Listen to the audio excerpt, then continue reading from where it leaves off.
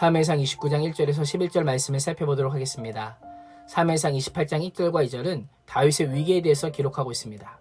다윗은 이스라엘의 기름 부음 받은 왕으로 블레셋 가드 왕 아기스의 명령으로 동족인 이스라엘과 싸워야 하는 위기에 처해 있습니다. 28장 3절에서 25절은 사울의 위기를 기록하고 있습니다. 사울은 블레셋과의 전쟁을 앞둔 상황에서 하나님께서 응답하시지 않자 신접한 여인을 찾아내고 그 여인이 불러낸 노인의 말을 듣고 깊은 절망에 빠져 있습니다. 다윗과 사울의 위기가 어떻게 찾아왔습니까? 다윗은 하나님을 의지하던 대신에 이방 왕을 의지했고, 사울은 하나님에 대한 불신앙으로 신접한 여인을 의지한 결과 위기가 찾아왔습니다. 두 사람 모두 하나님을 떠남으로 자초한 위기였습니다. 그러나 그 결과는 완전히 다릅니다. 사울은 위기를 극복하지 못하고 아들들과 함께 블레셋과의 전쟁에서 죽음을 맞이하게 됩니다. 그러나 다윗은 위기로부터 구원을 얻습니다. 전적인 하나님의 은혜로 위기에서 벗어나게 됩니다. 오늘 함께 읽은 말씀은 그 다윗의 위기가 전적인 하나님의 은혜로 어떻게 해결되는지, 하나님께서 함께 하시는 사람의 형통함이 무엇인지를 잘 보여주고 있습니다. 블레셋과 이스라엘 군대가 서로 진을 치고 대치하고 있습니다. 블레셋 사람의 장군들은 수백 명, 수천 명씩 자기 군대를 거느리고 행진해 나가고, 다윗과 그의 군사들은 가드왕 아기스와 함께 행렬의 맨 뒤에서 행진하고 있습니다. 그때 블레셋 지도자들이 묻습니다. 이 히브리 사람은 뭐하러 여기 온 것입니까? 라고 묻자 아기스는 이 사람은 이스라엘의 왕 사울의 신하였던 다윗이 아니냐. 그가 1년 넘게 나와 함께 있었는데 그가 사울을 떠난 그날부터 지금까지 나는 이 사람에게서 흠을 잡지 못했다라고 말합니다. 다윗은 1년 4개월 동안 블레셋 땅에 살면서 아기스에게 얼마나 큰 신임을 얻었는지 아기스는 무려 3번이나 허물이 없고 악이 없고 선하다고 칭찬합니다. 아기스는 다윗이 사울과 이스라엘을 공격하는 것으로 찰떡같이 믿고 있었던 것입니다.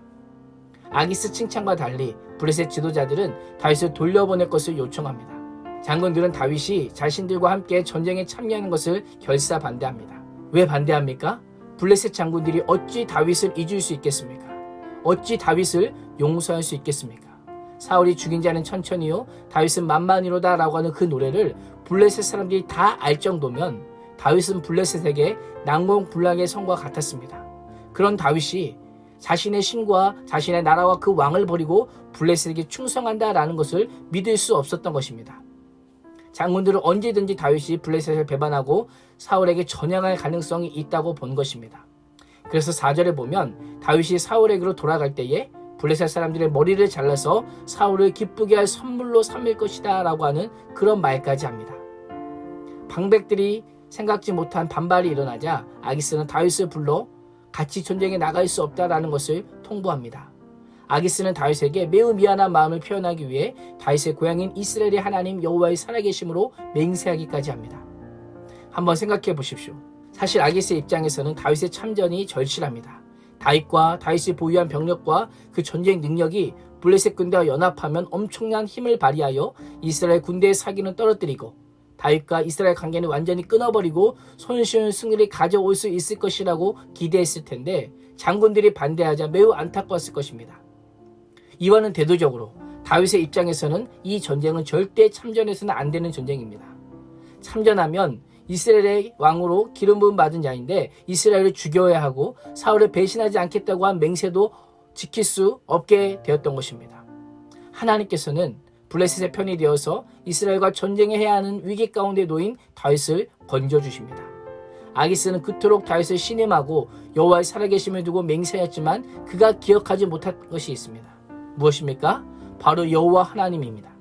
하나님께서 역사의 주관자시오 살아계신 전능하신 하나님이심을 알지 못했던 것입니다. 하나님께서 다윗을 이스라엘의 왕으로 지명하여 부르시고 선택하여 세운 이상 어느 누구도 다윗을 해할 수 없다는 사실을 몰랐던 것입니다. 하나님께서는 가드왕 아기스와 다윗도 전혀 생각하지 못했던 하나님의 방법으로 하나님의 역사를 이루고 계십니다. 예수로서의 십자가도 그러합니다. 고린도전서 1장 18절 말씀을 보면 십자가의 도가 멸망하는 자들에게는 미련한 것이요 구원받는 우리에게는 하나님의 능력이라. 십자가의 말씀이 멸망하는 자들에게는 어리석게 들리지만 구원받은 우리에게는 하나님의 능력이라고 선포하고 있는 것입니다. 오늘도 우리가 믿음을 버리자니 내 양심에 찔리고 믿음을 따라 살자고 하니 고난이 뻔히 보일 그때에도 가장 어리석게 보이고 가장 미련하게 보이는 십자가가 우리에게 구원되고 또 구원받은 우리에게는 하나님의 능력이 됨을 선포할 수 있는 복된 하루가 되시기를 주님의 이름으로 축원합니다. 기도하겠습니다.